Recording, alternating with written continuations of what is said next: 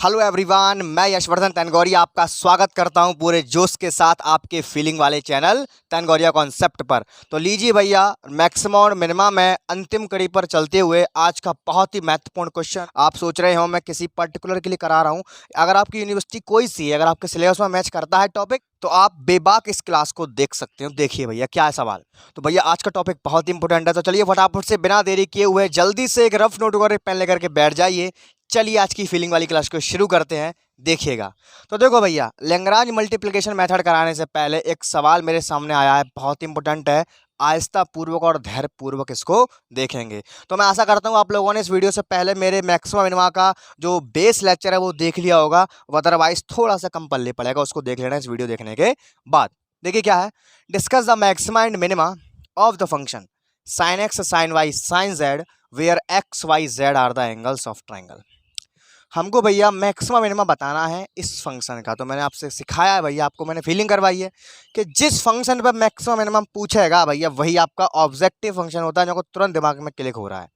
अच्छा, लेकिन सर आपने एक चीज हमें बताई थी कि क्या ऑब्जेक्टिव फंक्शन के संग संग हमें सब्जेक्टिव फंक्शन दिया जाएगा। इसमें तो भैया हमें दिख ही नहीं सब्जेक्टिव फंक्शन, केवल एक ही हमें ऑब्जेक्टिव फंक्शन दिया है। अब क्या करेंगे? अरे थोड़ा सोचो यार, देखो क्या लिखा है, where X Y Z are the angles of triangle.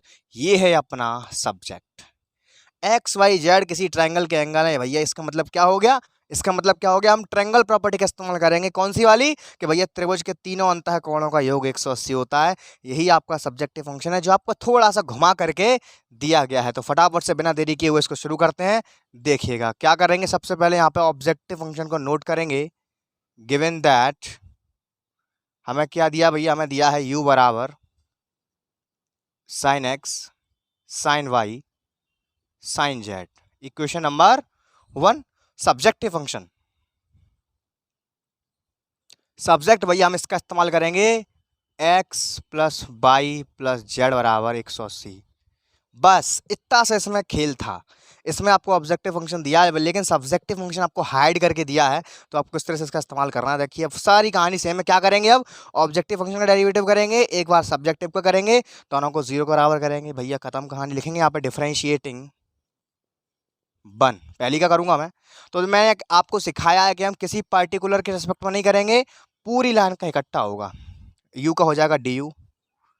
अब देखो भैया, तीन तीन वेरिएबल आ रहे हैं, sine x sine Y sine Z. क्या करेंगे? तो आपने क्लास 12th में एक कंसेप्ट पढ़ा होगा, फर्स्ट इंटू सेकंड का। ऐसे ही पढ़ा होगा first into second into third का। नहीं पढ़ा है, भूल गए हो, कोई टेंशन नहीं, आप समझ लो कैसे करते हैं।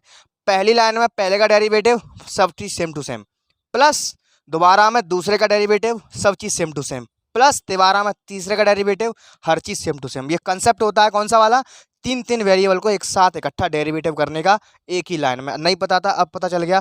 चलो तो पहली लाइन में करेंगे, पहले का साइन एक्स का हो जाएगा कॉस एक्स, लेकिन डी एक्स और आएगा, क्योंकि मैं बार बार कह रहा हूँ हम जो डेरिवेटिव यहाँ कर रहे हैं इन दोनों का मैं करूँगा, वो मैं किसी वेरिएबल के रेस्पेक्ट में नहीं करूँगा, पूरी लाइन से पूरी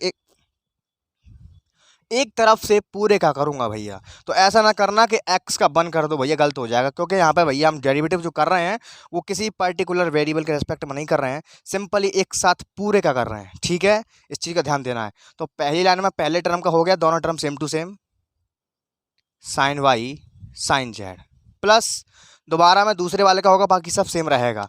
तो साइन एक्स का साइन एक्स से सेम रहेगा, इसका हो जाएगा भैया cos Y D Y sine Z, plus तिबारा में भैया तीसरे का होगा, बाकी दोनों सेम रहेंगे। तो साइन एक्स साइन वाई और कॉस जेड डी जेड।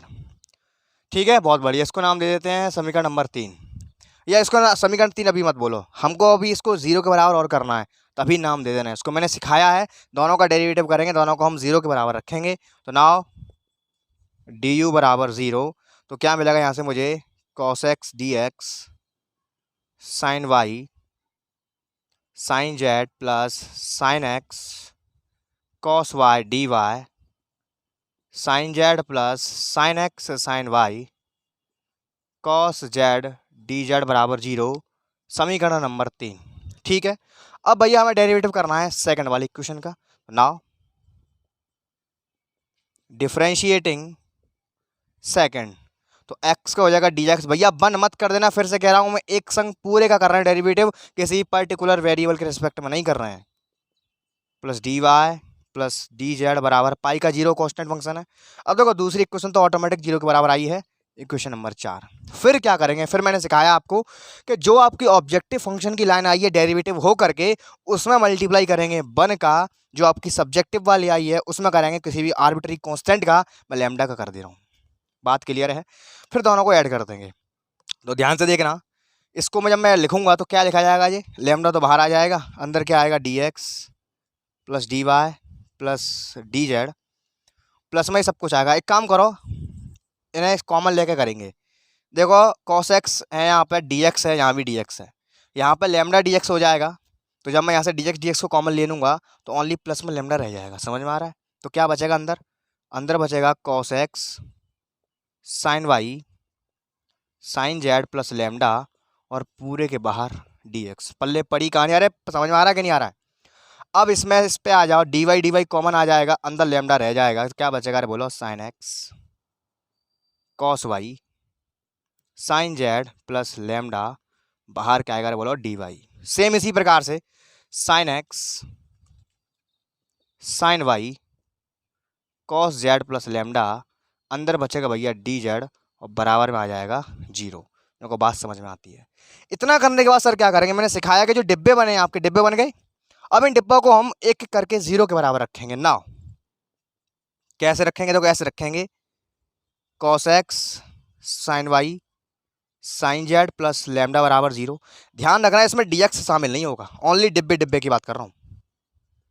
जो लोग मेरी पुरानी वीडियो देखते आए उनको तो इतना सा भी डाउट नहीं होगा मैं क्या कर रहा हूँ, सब कहानी में पहले बता चुका हूँ। Sine x cos y sine Z plus lambda बराबर zero, sine x sine Y cos Z plus lambda बराबर जीरो। फिर मैंने सिखाया था भैया यहाँ पे आपको एक्स वाई जेड का मल्टीप्लाई करना होता है हर एक सवाल में, लेकिन ये सवाल स्टार है, इसीलिए इसमें हमें एक्स वाई जेड का गुणा नहीं करना है। हम गुणा करते क्यों थे, ताकि लैम्डा का वैल्यू मिल जाए, लेकिन यहाँ पे हमें ऐसे ही लैम्डा का वैल्यू मिल जाएगा। देखो क्या मिलेगा, इसमें ना एक चालाकी दिखानी पड़ेगी, इसमें बिना एक्स वाई जेड का गुणा करे हम लैम्डा का वैल्यू निकालेंगे। देखो कैसे निकालेंगे, ध्यान से देखना। मैं कर क्या रहा हूँ, इम्प्लाइज दैट, मैं देखो लैम्डा को मैं पलंग भेजूंगा तो माइनस का हो जाएगा लैम्डा, तो मैं इस चीज़ को दोबारा ना लिख करके मैं बराबर में माइनस लैम्डा कर दे रहा हूँ। सही है? यानी कि इन तीनों के बराबर में क्या आ गया, माइनस लैम्डा आ गया। तुम जानते हो कि जब भी दो इक्वेशन किसी की एक के बराबर होती है तो उन दोनों इक्वेशन को ही हम बराबर कर देते हैं, जानते हो? तो वही चीज़ अप्लाई करूंगा मैं, इन तीनों इक्वेशन को बराबर करने जा रहा हूँ। तो implies that cos x sine Y sine z, cos x sine Y sine z बराबर sine x cos y sine z, sine x cos y sine z बराबर sine x sine Y cos z, sine x sine Y cos z. कोई दिक्कत नहीं आता? अरे भैया हम x Y z का गुणा इसलिए करते हैं ताकि मुझे यहाँ से लैम्डा का मान मिल जाए, लेकिन लैम्डा का मान हमें ऐसे ही मिल जाएगा। देखो डायरेक्ट मिल जाएगा, देखो भी मिलता है।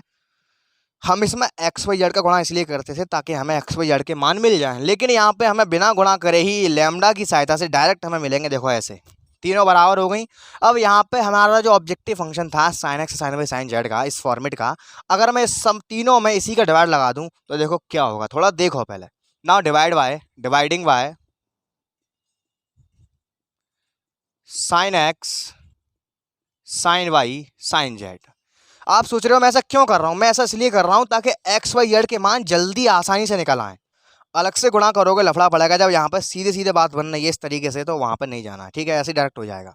तो मैंने जैसे ही डिवाइड लगाया तो देखो क्या मिलेगा, तो थोड़ा सा मुझे करना पड़ेगा रफ, तो मैं इस चीज़ को रफ कर देता हूँ, ठीक है? ध्यान से देखना, और मैं यहाँ पर नोट करता हूँ। देखो भैया, तो जैसे ही मैंने लगाया डिवाइड, साइन एक्स वाई से साइन वाई कट गया, साइन जेड से साइन जेड कट गया, cos X upon sine x, cos upon sine cot देता है, कॉट एक्स यहाँ मुझे मिल जाएगा बराबर में। साइन एक्स से साइन जेड कट जाएगा, साइन जेड से साइन जेड कट जाएगा, cos upon sine cot Y दे देगा बराबर। ऐसे यहाँ आपको कॉट जेड मिल जाएगा। अच्छा, तो हमें मिला क्या, हमें मिला भैया cot X cot Y cot Z.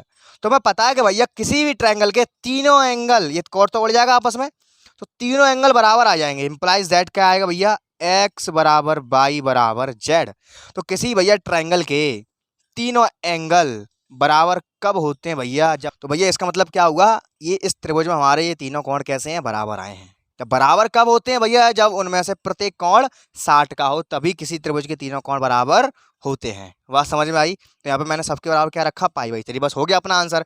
X का वैल्यू, वाई का वैल्यू कितना है, जेड का वैल्यू कितना है, π/3 आया। फिर हम क्या करते थे, जो एक्स वाई जेड का वैल्यू आएगा उसको हम ऑब्जेक्टिव फंक्शन में पुट करेंगे। लिखूंगा यहाँ पर put in one, put in one. One क्या हमारी, वन ये रही sine x sine Y sine Z. तो डालो यहाँ पे साइन π/3, साइन π/3, साइन π/3। अब साइन 60 का वैल्यू क्या होता है भैया, √3/2। तो √3/2 इंटू में √3/2 इंटू में √3/2। तो ऊपर हो जाएगा आपका 3√3 और नीचे हो जाएगा 2 दूनी 4 दूनी 8। तो आंसर कितना आएगा भैया, 3√3/8। लेकिन अभी इसको हमें मैक्सिमा मिनिमा के लिए और देखना पड़ेगा। तो यहाँ पर थोड़ा सा रफ करूंगा मैं। तो जो अपना आंसर आया भैया वो आया है u बराबर 3√3/8। अब इसको हमें तहकीकात करनी है, ये मैक्सिमा है या मिनिमा है। तो थोड़ा सा रफ करूंगा, फटाफट से इसका स्क्रीनशॉट ले लो या नोट कर लो, देखिएगा। तो देखो भैया अब हम बात करते हैं मैक्सिमा और मिनिमा के लिए। Now for maxima and minima, तो मैंने आपको भैया पहले ही बताया था कि उसके लिए आपकी दो कंडीशन होती हैं, RT माइनस एस स्क्वायर आपका दोनों ही केस में पॉजिटिव आना चाहिए। अगर R का वैल्यू नेगेटिव आया है तो भैया मैक्स है। अगर R का वैल्यू ग्रेटर देन 0 आया तो भैया आपका मिनिमाइज है। तो यहाँ पे मैंने आपको सिखाया है कि भैया ये जो चीज़ है हमेशा ही पॉजिटिव रहेगी, चाहे मैक्सिमा का हो चाहे मिनिमा का हो, ये चीज़ कॉमन है। अगर एग्जाम में टाइम बच रहा हो तो आप इसको निकालें, अदरवाइज ना निकालें। मेन चीज़ है ये दोनों चीज़ें, आपको R का वैल्यू निकालना पड़ेगा। लेकिन R का वैल्यू निकालने के लिए हमें पड़ेगी आवश्यकता किस चीज़ की, जो आपका सब्जेक्टिव फंक्शन है आपको उसका डेरिवेटिव करना पड़ेगा, एक बार x के रेस्पेक्ट में, एक बार y के में पार्सली। तो लिखने जा रहा हूँ मैं now differentiating two with respect to x and y partially. ठीक, तो इक्वेशन क्या आती है हमारी, x plus Y plus Z बराबर पाई थी। तो जब मैं इसका x के सापेक्ष करूंगा, x का 1 y का 0, लेकिन z का 0 नहीं भैया, z is the function of x and y। इसका हो जाएगा del z over del x बराबर 0, implies that del z over del x का वैल्यू मिलेगा आपको -1। इसी प्रकार जब y के सापेक्ष करोगे तो आपको मिलेगा del z over del y का वैल्यू भी कितना, -1। सिमिलरली बात समझ में आती है। अब हम निकालने जा रहे हैं यहाँ पर डबल डेरिवेटिव, यानी कि del u over del x from 1, क्योंकि r का मान क्या होता है भैया, r का मान होता है आपका double derivative of objective function. ठीक है, तो ऑब्जेक्टिव फंक्शन आपका sine x sine Y sine Z. तो बड़ा ध्यान से इसको करेंगे। देखो del U over del X निकालने जा रहे हैं, एक्स के सापेक्ष करना है। तो कैसे करेंगे, देखो एक्स तो वेरिएबल है ही है, तो एक्स के सापेक्ष कर रहे हैं तो आपका वाई वाला तो कांस्टेंट रहेगा, लेकिन जेड कांस्टेंट नहीं रहेगा। क्यों, क्योंकि भैया Z is the function of X and Y. तो फर्स्ट सेकंड लगाना पड़ेगा, ध्यान से देखिएगा। साइन वाई तो बाहर रहेगा, लगाओ first second. First ddx of second, यानी कि साइन जेड का क्या हो जाएगा भैया, कॉस जेड और del z over del x. First ddx of second plus second ddx of first, cos यानी कि कॉस एक्स भैया। ठीक है, वैल्यू डाल दो इसकी, साइन वाई बराबर माइनस का हो जाएगा। ठीक है, जिसको पीछे लिख देता हूँ मैं, तो क्या बनेगा, sine z cos x minus का साइन एक्स कॉस जेड। ठीक है, अब निकालना पड़ेगा इसका डबल डेरिवेटिव। तो del two u over del x two. तो ध्यान से देखना इसका डबल डेरिवेटिव हम निकालें एक्स के सापेक्ष, तो यहाँ लगेगा डबल डेरिवेटिव दोबारा, और यहाँ भी डबल डेरिवेटिव दोबारा लगेगा। लगाओ, साइन वाई तो रहेगा बाहर, लगाते हैं। ddx of second cos z का minus sine z, first ddx of second cos x का माइनस साइन एक्स। ठीक है, plus second ddx of first तो साइन जेड का हो जाएगा कॉस जेड, लेकिन माइनस आएगा। क्यों आएगा, क्योंकि तुम करोगे कॉस जेड, फिर लिखोगे यहाँ पे del z over del x, तो उसका वैल्यू कितना है भैया, -1 है। ठीक है कहानी, इस पे आ जाओ आप। इसका करने जा रहे हैं, तो इसका मैं थोड़ा सा रफ कर देता हूँ। ठीक है, यहाँ से रफ कर देते हैं, ध्यान से देखना। First sine x ddx of second cos z का क्या होगा, माइनस का साइन जेड, लेकिन संग में आएगा del z over del x, तो वो उसको प्लस कर देगा, plus second d d x of first यानी कि साइन एक्स का हो जाएगा कितना, कॉस एक्स। सही है। अब माइनस का अंदर करा दो प्रवेश, तो क्या आएगा देखो, साइन वाई तो बाहर रहेगा, minus sine z sine x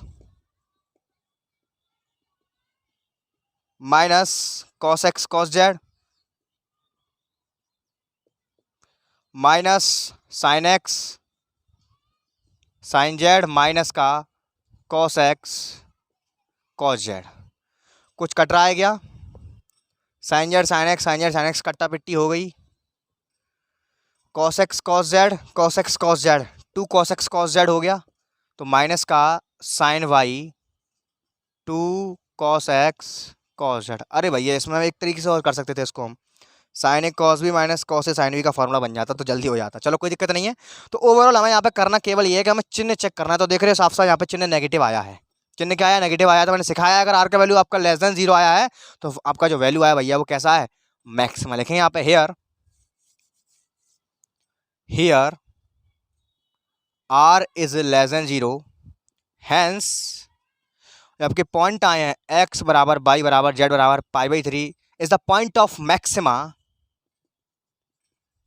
is the point of maxima, hence अपना जो आंसर आया था 3√3/8 भैया मैक्स आंसर आया है। यू मैक्स बराबर 3√3/8 is the very very correct answer. तो भैया टाइम की सीमा को देखते हुए आज की वीडियो में यही क्वेश्चन हो पाया है। तो लैग्रांज मल्टीप्लिकेशन मेथड हम एक अगले लेक्चर में देखेंगे, क्योंकि आपको तो पता ही है हमारा सेट खुला है और बारिश का मौसम है तो कभी भी बारिश हो सकती है, अभी भी बादल छा रहे हैं।